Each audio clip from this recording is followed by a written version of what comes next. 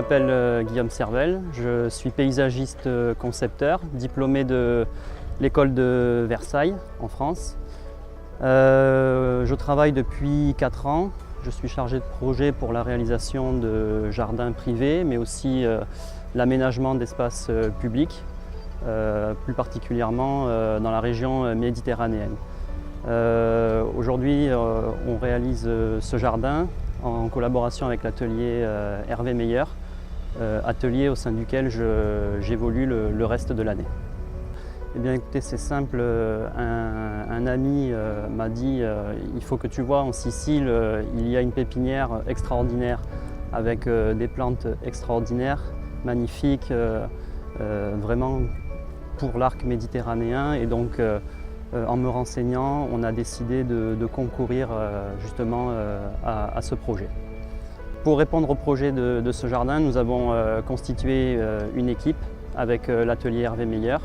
Nous sommes environ 3-4 personnes à avoir travaillé sur ce projet. C'est un vrai travail, le vrai travail d'une équipe. Chacun a apporté sa connaissance et son savoir sur ce sujet. Et donc nous avons fini par réaliser ce jardin qui, je l'espère, que chaque visiteur saura apprécier à sa juste valeur.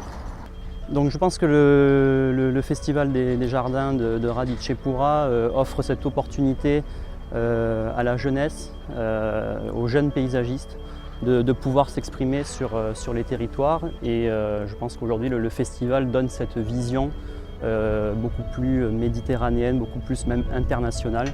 Et je pense que pour nous, les jeunes paysagistes, c'est quand même un élément très important d'avoir cette visibilité quand on arrive dans le monde professionnel. Donc le sujet du Productive Gardens, pour nous, n'était pas simplement de traiter le thème du jardin.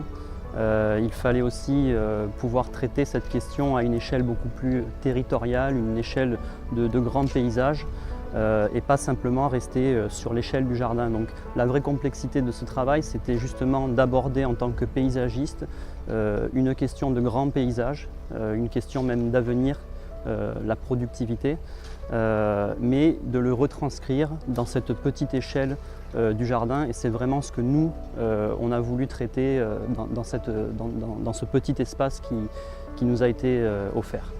Le jardin que nous avons essayé de créer, que nous avons appelé Il Giardino della Signora, est un jardin qui rend hommage effectivement à la productivité, mais avant tout qui rend hommage au sol, car pour nous c'est vraiment l'origine de la production. Le jardin se nourrit du sol. Et il n'y avait finalement de meilleur endroit ici avec l'Etna pour retranscrire cet hommage qu'on voulait rendre au sol, car effectivement l'Etna aujourd'hui, c'est lui qui produit toute la richesse et finalement qui permet à toute cette région de la Sicile d'être très productive, à la fois avec les agrumes, les oliviers, avec les pépinières de cycas. Et donc on a vraiment voulu montrer à la fois ce paradoxe entre un paysage très agressif que peut évoquer le volcan, mais aussi quelque chose de beaucoup plus productif et généreux de l'autre côté, avec les vergers, le jardin beaucoup plus dans la sensibilité.